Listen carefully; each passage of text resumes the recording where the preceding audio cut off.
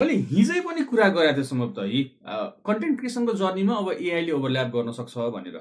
मान्छेले 30 देखि 38 करोडको वर्षमा कमाइ त गरेको छ कि छैन कन्टेन्ट क्रिएसनबाट आई डोन्ट नो। तर हिजो र अस्ति इन्डियन मिडियामा एउटा न्युज सर्कुलर भयो, बन्दर अपना दोस्त भन्ने इन्डियन युट्युब च्यानल जहाँ चाहिँ बाँदरको फेस भएको भिडियोहरू बनाइन्छ, त्यसले 30 देखि 38 करोडको कमाइ गर्यो यो वर्ष मात्रै भन्ने इस्टिमेसन चाहिँ फैलिएको थियो।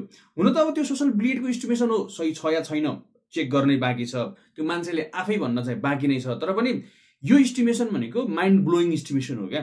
अब भन्नुहोस् एआईले कतिसम्म गर्न सक्छ। मैले हिजो पनि कुरा गरेको थिएँ, एआई भनिरहँदाखेरि तपाईँको 1.48 बिलियनमा चाहिँ मानुष एआई भन्ने स्टार्टअपलाई चाहिँ मेटाले खरिद गरेको छ। So AI is booming, AI को करियर चाहिँ ग्रोथ हुँदै नै छ।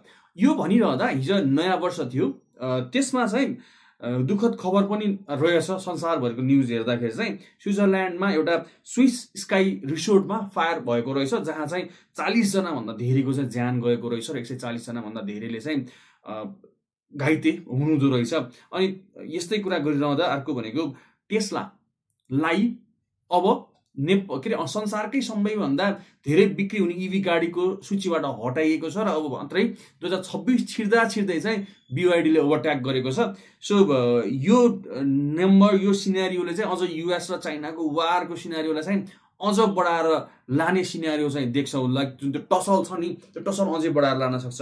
अब यसले नेपालमा कस्तो असर पर्छ भने हेर्न बाँकी नै छ। तर मेरो भिडियो हेर्नको लागि भने मैले भन्दैन तपाईँलाई लाइक शेयर सब्सक्राइब जे गर्ने मन छ गर्नु होला, सकेसम्म रेगुलर आउने प्रयास गर्ने नै छु।